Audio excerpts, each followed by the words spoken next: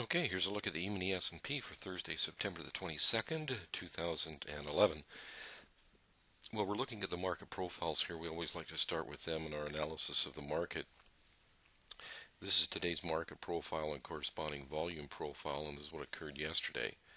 The one in the middle is what occurred last night. So we had that low at potential support around 55, realizing that the next move down could easily be 45, and then the next move down to 15, which was the major support.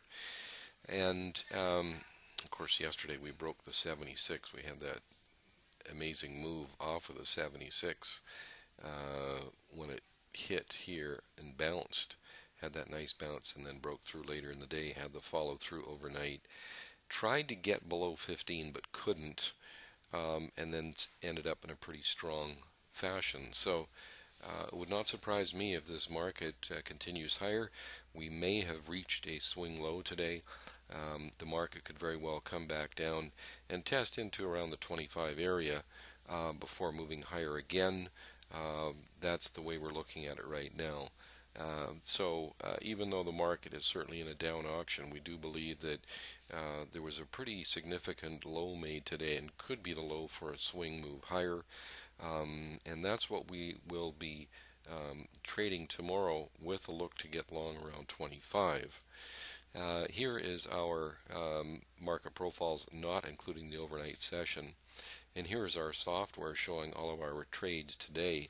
We had a number of them, as you could well imagine. It was a very volatile day, moving back and forth a great deal. To take a look at the actual trades that we took, to start off with here, we had you can see the long trades here, which were over here, which were not taken obviously because of the red filter.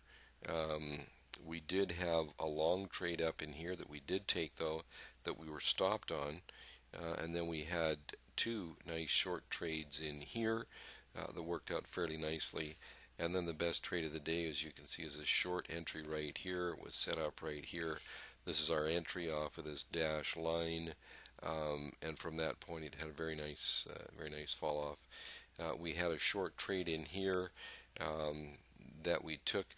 The market was sort of gyrating around at that time, but we were still short from this position, so that trade was actually not taken.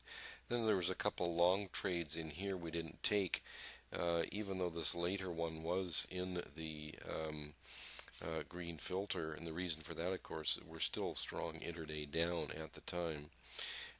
Same reason we did not take this trade. We didn't have the filter on this trade, so there was a number of trades in here that we ended up by not taking.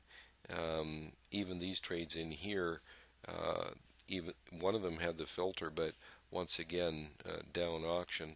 The one trade that we did take late in the day, so we actually ended up by taking only 5 trades today out of I think about 14 that were set up, was this short trade here that did hit our first objective before it then started to rally up and then finish with the strong move here. And you can see that the movement here above 15 was pretty substantial. The test here and then the other test here and the move higher. So it could get down to 15, which would be the sort of the ultimate key support area, but we're looking at 25 to be buyers at this stage of the game, and with a look for about 10-point move on that to see if it can go up and reach today's highs. So that's really what we're looking at for tomorrow. There's no real news tomorrow on the official schedule, but that doesn't mean to say that a politician or a regulator might open their mouths and cause some excitement. So a lot of news risk in the market right now, and you always want to be cautious of that. So anyway, that's really it for today. Thanks for watching the video.